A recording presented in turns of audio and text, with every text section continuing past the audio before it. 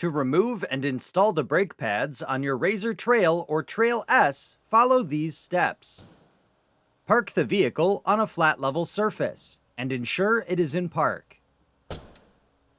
Begin by loosening the lug nuts while the vehicle is on the ground, but do not remove at this time. Then, safely elevate the vehicle. Reference your owner's manual for proper lifting techniques. Once safely elevated, remove the lug nuts and set aside. Then, remove the wheel and set aside. Next, remove and retain the brake shield fasteners, and set the brake shield aside.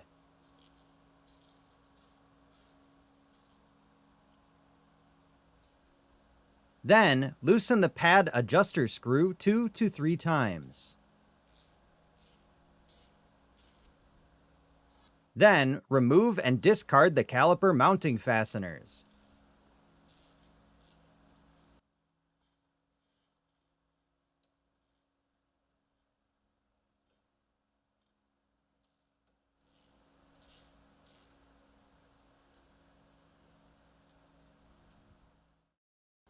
Note that the lower caliper fastener on the rear axle has limited access and will require a box wrench.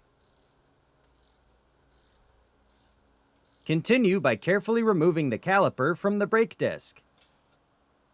Ensure the caliper is supported by a wire hanger, rope, or retention strap to avoid damaging the brake line. Next, push the caliper piston into the caliper bore slowly, using a C-clamp or locking pliers until the piston does not move.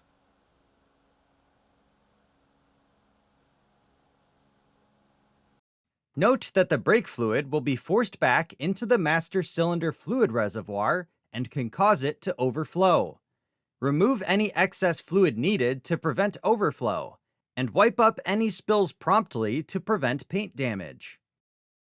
Then, push the mounting bracket inward and pivot the outer brake pad out between the bracket and the caliper body. Repeat this for the inner pad as well. If the brake pads are difficult to remove, ensure the pad adjuster screw is loosened far enough to create clearance for the pads to be removed. Next, disconnect the caliper mount from the caliper boots, and slide the caliper mount off the caliper. Before continuing, inspect the 2 caliper boots for tears or damage and replace as necessary. Next, clean the mount pins with a shop rag and brake cleaner to remove any old grease or debris.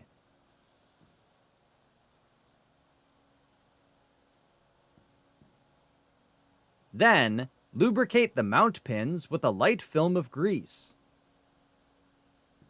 Continue by inspecting the brake pads for damage or wear and replace if necessary.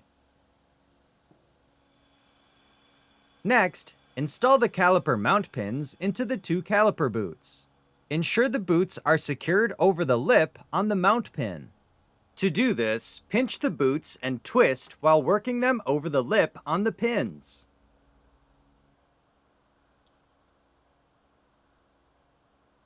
Then, push the mounting bracket inward and pivot the inner brake in between the bracket and caliper body.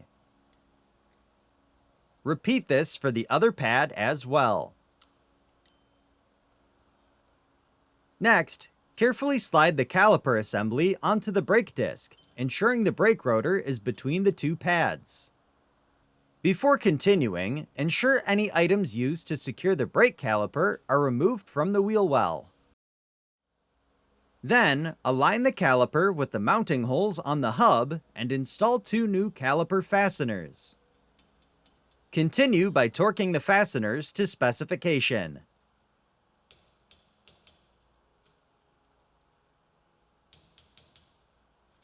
Note that the lower caliper fastener on the rear axle has limited access and will require a crowfoot to torque.